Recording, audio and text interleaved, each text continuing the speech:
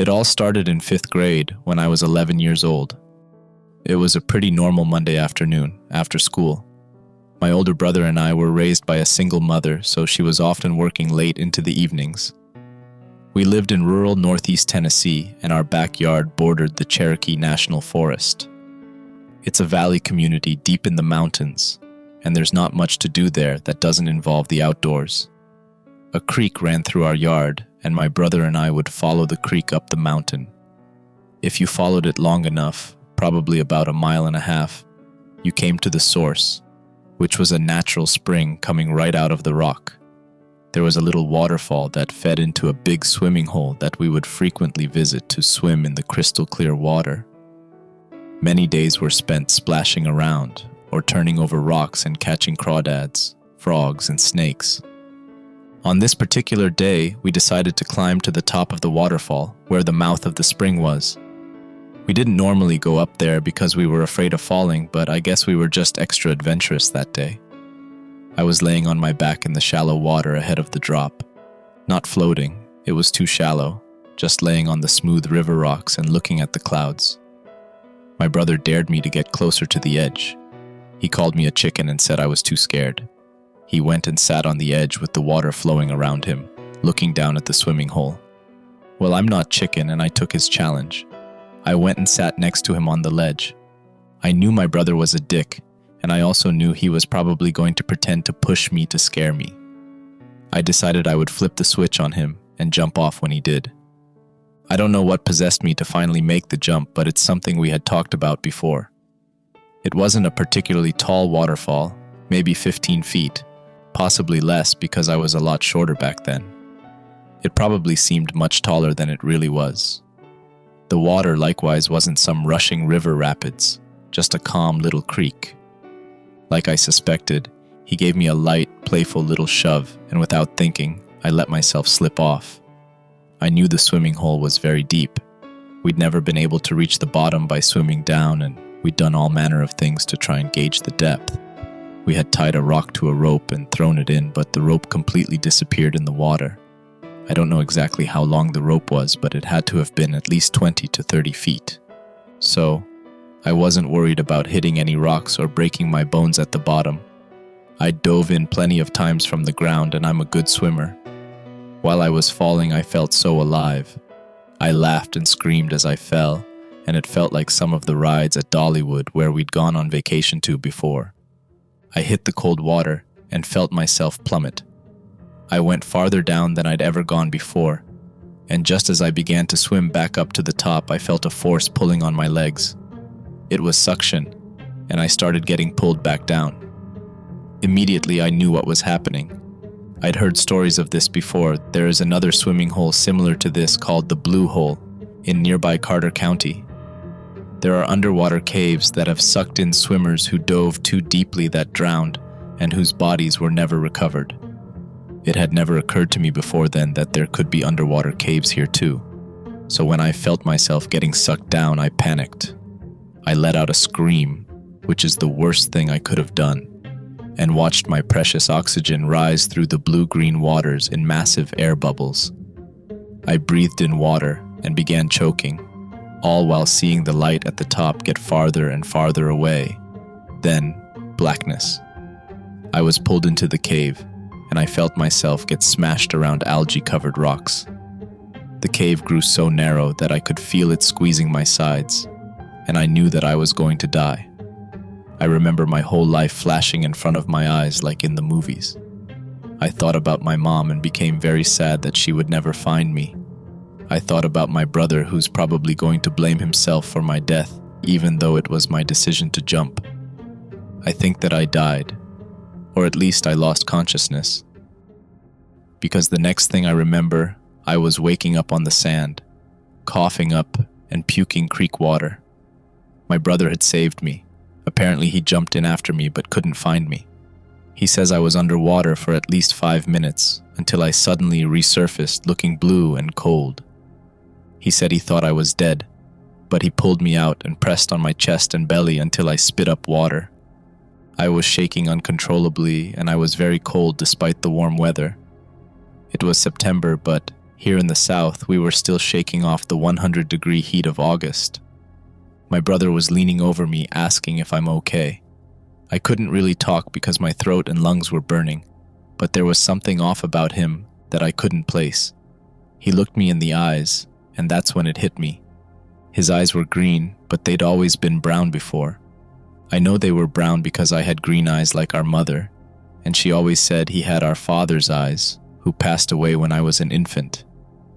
I was pretty weirded out by that, but in my current state, it was the least of my concern. Wordlessly, I got up and started walking downhill back towards our house, my brother following close behind me. He was begging me not to tell our mom that he pushed me, and even though I wanted to tell him this was my fault, that I decided to jump, I just couldn't find the energy to speak.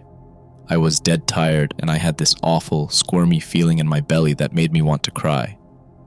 As we got closer and closer to the house, my eyes started watering up, and I started feeling very sad, like hopelessly sad. Sad in a way an 11-year-old boy rarely ever feels. I also felt very afraid, like something really bad was about to happen. When we got to the little clearing we used to enter the woods, I saw my mom's car parked in the gravel driveway, and I began bawling. I took off running. I don't know why my body was acting entirely on its own at that point. All I know is that I was screaming and crying like a toddler, and running as fast as I could towards the house. To put it frankly, I had a bad day and now I wanted my mommy. I sprinted up to the door, leaving my brother far behind, and ran inside and immediately into the arms of my mother who was sitting on the couch. I buried my face in her lap, covering her jeans with wet sand and tears. She put her hands around me and squeezed, asking what's wrong. Through sobs and sniffles, I told her everything. I told her that my brother, from here referred to as James, had pretended to push me, but that I jumped on my own to scare him. I told her about sinking to the bottom and everything going black and how James had rescued me.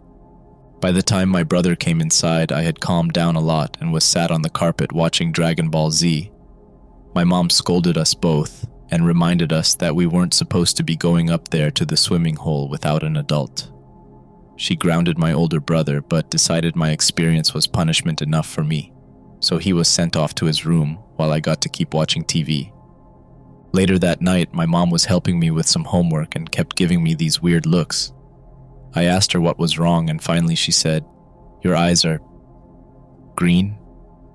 She said it like it was a question. I said, "Duh, Mom, they've always been green." She said she swore they were brown. She even got out old picture of me, and sure enough, I had brown eyes in all of the pictures, but they were green now.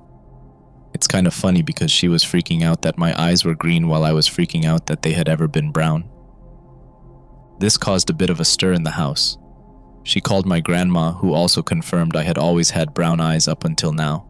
She made an appointment for me to go to the doctor the next week, and I guess tried to just put it out of her mind until then. The next day I went to school like usual, and a few kids commented on my eyes and how they didn't realize they were green up until now. I was, and still am, of the opinion that they've always been green, and I insisted as much. Everything else was like a normal day, until just before recess. There was an emergency staff meeting called. Our teacher returned from the meeting with the AV cart and started plugging up the TV. We all cheered because we thought we were watching a movie, but when she turned it on, we were watching the news. A plane had just flown into the World Trade Center in New York City. It was Tuesday, September 11th, 2001. I remember very vividly when the second plane hit on live TV. I remember the collective gasp of 25th graders seeing mass murder for the first time. I don't think that I fully understood really what was going on because initially they were reporting it as an accident. But after the second plane, it was clear that this was an actual attack. Right away I thought, it must be the Soviets. To my knowledge, up to that point, the Soviet Union was still around and the Cold War was still raging. I even asked the teacher if she thought it was the Soviets, and she gave me a weird look and told the Soviet Union was gone and had been gone since before I was born. I told her she was wrong. I distinctly remember learning about the Soviet Union in social studies class, and that it was still our country's greatest enemy. She shut me down pretty quickly and I checked my social studies book, which confirmed what she said. The Soviets were gone. Now I can chalk that up to my dumb little kid brain just mixing things up. But what I'm positive I didn't mix up was the movie Rambo 3. I loved all 80s action movies growing up. RoboCop, Terminator, Aliens, and yes, Rambo. I'd seen them all, and I knew that Rambo 3 was my favorite. It involved Rambo going into space and destroying a Soviet space station that was able to launch nukes from orbit. But when I watched it now, it was about Rambo in Afghanistan fighting the Soviets there. I thought that Afghanistan was actually part of the Soviet Union. I swore I remembered hearing about them taking it over in the 90s. I'm not exaggerating when I say I had to have watched Rambo 3 dozens of times by then. It played on TV all the time, and I'd always watch it if I could because it was my favorite. I can quote lines from the movie, and I very distinctly remember Rambo's sweaty face as he blew up the space station while he was still in it. He died at the end of the movie. I kept thinking this new Rambo 3 must be a remake, or a prequel or something. We didn't have the internet back then, so I couldn't just look it up, but I do remember asking about it at Blockbuster Video and the guy there having no idea what I was talking about. He suggested I was thinking of the James Bond movie Moonraker, but no, I'd seen that one too, and this was different and a lot better. I digress. They sent us all home from school early that day, and my mom had to leave work to come pick me and James up. She had stopped on the way to get lunch from a diner we often visited. She wanted to surprise us with a quick lunch. When we got home, she handed me my food, a club sandwich and fries. She called it my favorite, and was clearly expecting to see me get excited when I saw it. I was more of a chicken nuggets kind of kid, and had, to my knowledge, never eaten a club sandwich in my life. I told her I'd never had it before, and she told me to stop being silly because it's what I get every time. I tried it and hated it. The toast was too dark and cut the roof of my mouth. The fries were good though. On TV, every single channel was showing news footage of the attack. James was still grounded, so going outside and finding something to do with him was off the table. I ended up just laying in my bed playing Pokemon Red on my Game Boy until I drifted off to sleep. I dreamed of pitch black cold water, and I felt like I was drowning again. I woke up, but I couldn't move. This was to be the first of many, many sleep paralysis episodes which would continue to plague me up to this day. I didn't understand what was happening. All I knew was that I couldn't move anything besides my eyes. I tried to yell, but I couldn't make any noise. I started to feel very afraid, and the corners of my vision grew dark. I felt like I was falling, although I could see that I wasn't moving. It felt like I was being pulled out of my body, and I heard a rushing noise like water, like when I was drowning. I looked to my right, towards my bedroom door, and I saw someone peeking around my doorframe. The person looked just like me, only he had brown eyes, like I did in the pictures. He looked furious. There was a rage in his eyes that I can't describe. I'll never forget his one brown eye, the other side of his face hidden by the doorframe, gazing at me with pure, spiteful hatred. It scared me so bad, and I began desperately trying to move. Eventually, I managed to move my leg enough that it hung off the bed, and this snapped me out of it. I blinked, and I was gone. It was over. I gasped as I sat up on the bed and immediately began to scream for my mom. I probably sound like a huge baby having cried for my mommy twice in this story already, but give me a break. I was 11. Mom consoled me and assured me it was just a nightmare. I slept with her that night because I was too afraid to be alone. I know I wasn't asleep. It would be years later, when we got internet, after dozens of episodes, that I finally learned what sleep paralysis was. After that day, life just kind of went on like usual. I went to the doctor and my mom asked about my eyes. He told her that they probably just look brown in the old pictures due to the light or the camera, because there's no way my eyes would just change color like that out of the blue. My mom brought up that on my birth certificate it says that I have brown eyes. Doctor couldn't explain that, and I honestly don't think he even believed her. My mom never truly accepted this, but decided to let the matter rest. After all, there was nothing to be done about it anyway. We all just took it as one of those weird things that nobody can explain. Fast forward a few years to my freshman year of high school. Over the years, I had pretty regular sleep paralysis episodes, but I still didn't fully understand it. I had become extremely religious. My family are Orthodox Christians, and our priest was the only adult in my life that took me seriously when I described my sleep paralysis episodes. I told him that I thought that I was being possessed when it happened, because that's what it felt like. It felt like my soul was being pulled out of my body. While our priest, Father Tikhon, didn't want to scare me, it was clear he was also concerned that what I was experiencing could be demonic in nature. I don't think that I believe that now, not quite, but at the time, an adult validating my fears and offering solutions was a godsend, no pun intended. He told me when it happens to repeat the prayer we use with our prayer ropes, sort of like a Catholic rosary. Lord Jesus Christ, Son of God, have mercy upon me, a sinner. So that's what I did. Every time it would happen, I would say in my head, since I couldn't speak, the prayer over and over until it stopped. This seemed to work, and as long as I said the prayer, I didn't see the version of me with the brown eyes.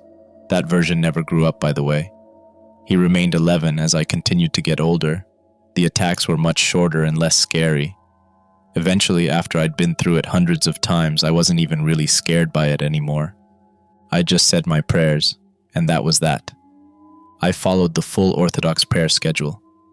For the Orthodox reading this, you know what a task that can be. I said the full Trisagion plus all the extra morning prayers in the little red prayer book. If you know, you know. Then the midday prayers and finally the nighttime prayers.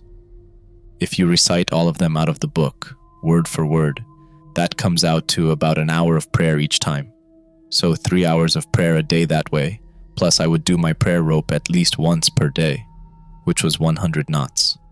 So 100 times every day. Lord Jesus Christ, Son of God, have mercy upon me, a sinner. When I slipped and didn't say my prayers, I would have a bad episode. This enforced my belief that something demonic, or at least supernatural, was happening. One such day I hadn't said my midday prayers or done my prayer rope. I was too busy focusing on a crush I had on a girl at school. I'd asked her out, and she said no. I was so upset that I let my prayers slip. I took a nap when I got home from school, not remembering my prayers at all, just thinking about the girl. I woke up from 3 loud, distinct knocks on my headboard, very loud and clear. When I woke up, I was staring the child version of me in the face, the big brown eyes staring into my skull with pure venom. Immediately I started reciting the prayer in my head. Lord Jesus Christ. What? I couldn't remember. What was the next word? Lord Jesus Christ, Son of... Come on, Lord Jesus Christ. He was slowly putting his face closer and closer to mine. His eyes locked onto me. Every time I caught his gaze, my mind would blank, and I couldn't say the words. Lord Jesus Christ, Son of g. I stuttered. In my brain I stuttered. Something I didn't even think was possible. I kept trying to say it in my mind, but I just couldn't get it out. Now he was right up against my face, his little cold nose pressed against mine. I could smell his breath, and it smelled like creek water. He said without moving his lips, "He doesn't care about you anymore." I shut my eyes tight. I could still feel and smell him. Jesus Christ, Son of g. I heard laughing. I opened my eyes and he was still staring me down, still furious looking. His mouth was open, but his lips weren't moving. My ears became very hot and I could hear awful laughter all around me. Jesus Christ, Son of God, have... I was trying to choke it out, almost there. Don't look at him. I heard the boy's voice again. He's not listening. Jesus Christ, Son of God, have mercy. I was stopped by the feeling of cold water rushing over my face. I opened my eyes, and my younger self had a dirty-looking bottle of creek water. He was pouring it over me, choking me, drowning me. I screamed verbally. Gurgling through the water, I screamed, "Oh God, please save me." And it was over. I sat up in a gasp like I always do and caught my breath. I dropped to my knees on the floor and pulled the prayer rope from around my neck. I started chanting, and I completed the rope twice before I stopped. When I put the rope away, I realized that my bed was wet. I went over to the neighbor's house and stayed there until my mom and brother got home later that day. I didn't bother telling them about it because at this point they didn't believe me anymore about the sleep paralysis.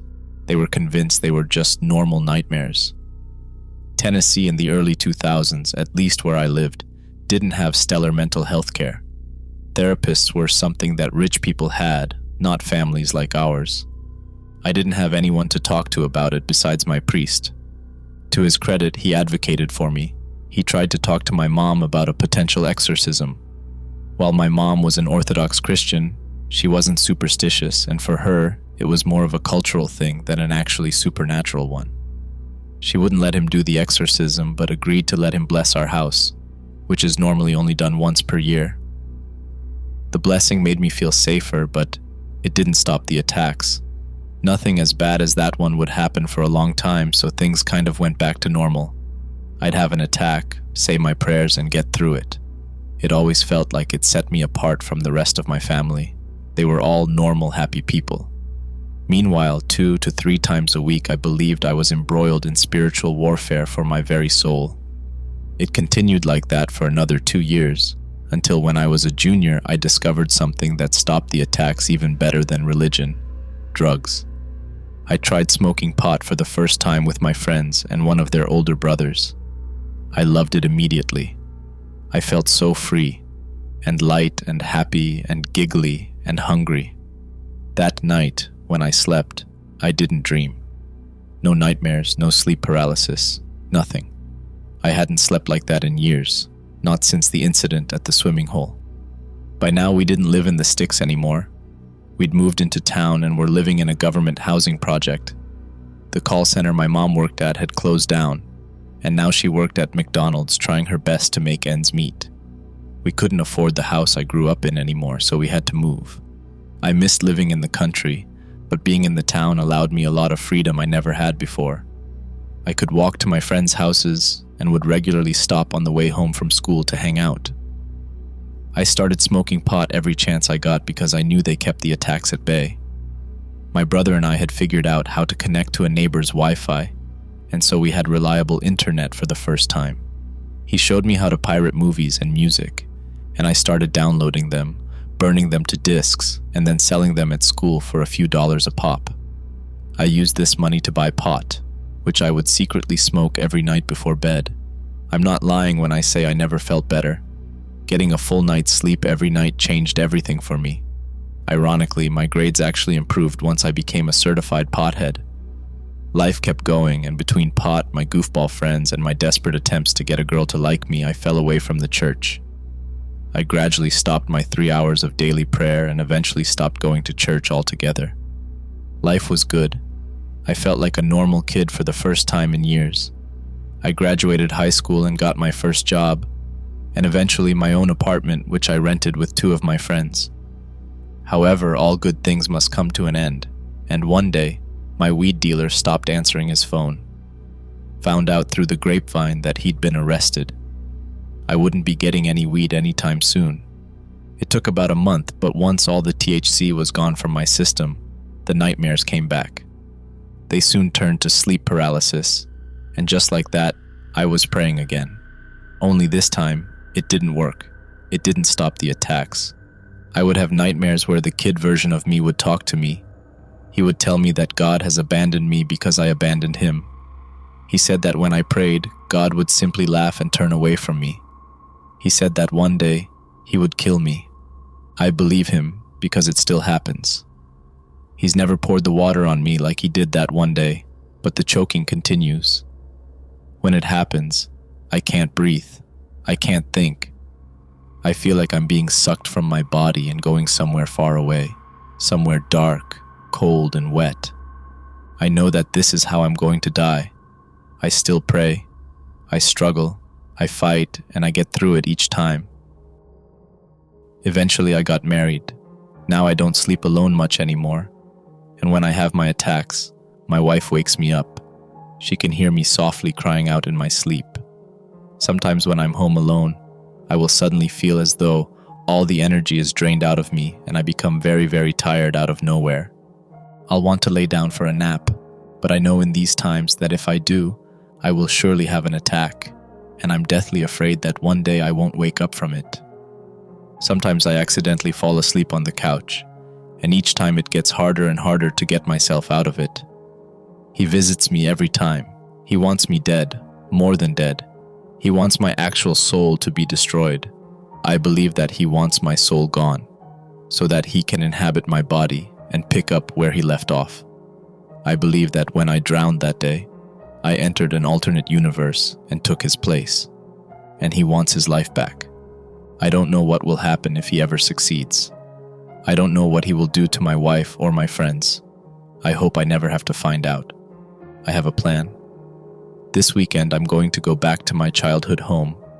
I'm going to follow the creek up the mountain, and I'm going to jump off the waterfall again. I'm either going to die or I'm going to wake back up where I belong, with my brother and his brown eyes, and maybe when I do, the brown-eyed version of me will wake up to see his brother's green eyes looking back at him.